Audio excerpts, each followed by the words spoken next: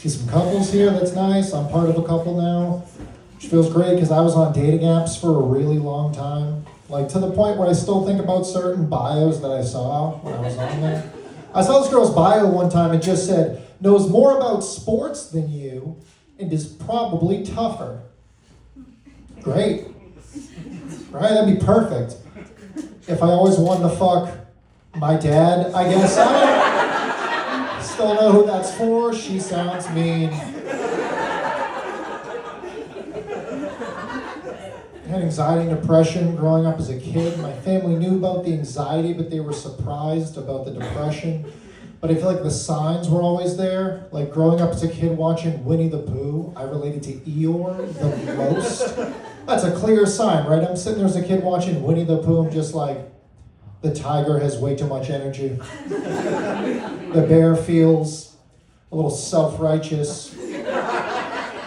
But I fucked pretty up that suicidal donkey. I feel like he gets it. They should let him talk more. I caught my favorite movie on TV the other night, Good Will Hunting. Any fans of the movie Good Will Hunting?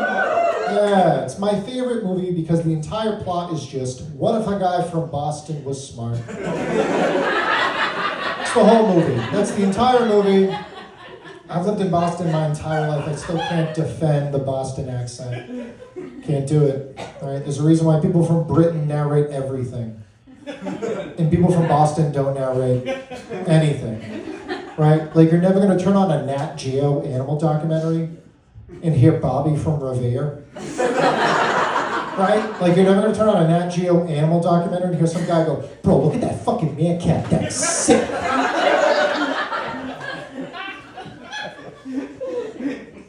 Are we a sexually adventurous crowd? Some of us, that's cool. I'm trying to be more sexually adventurous. I was looking up sex toys online, and I found it interesting the difference in the naming conventions for the sex toys marketed towards women than the ones that are marketed towards straight men. Ladies, your sex toys, a lot more subtle, right? You guys have the rose, the magic wand. What do we get, fellas? Fucking Sucktron 9000? Why do ours sound like they're made by Dyson? That's fucked up. I've always been cool with my girlfriend's vibrator, though. I've always seen her vibrator as the Robin to my Batman. Right? Like, can Batman defend Gotham City alone? Sure. Right? He's done it plenty of times before.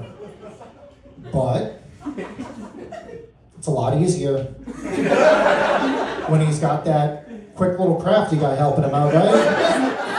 Right? He goes high, I go low.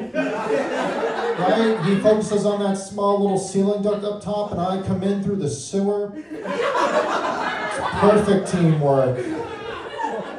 Recently during sex, my girlfriend's vibrator actually died, and that was kind of weird.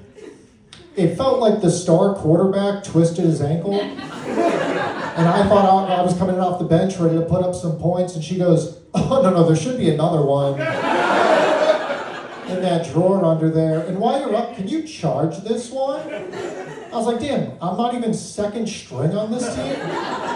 I'm the fucking equipment manager. That feels bad. I don't know if you guys ever held a vibrator for someone, but it does feel like you're holding the flashlight for your dad. Same thing, right?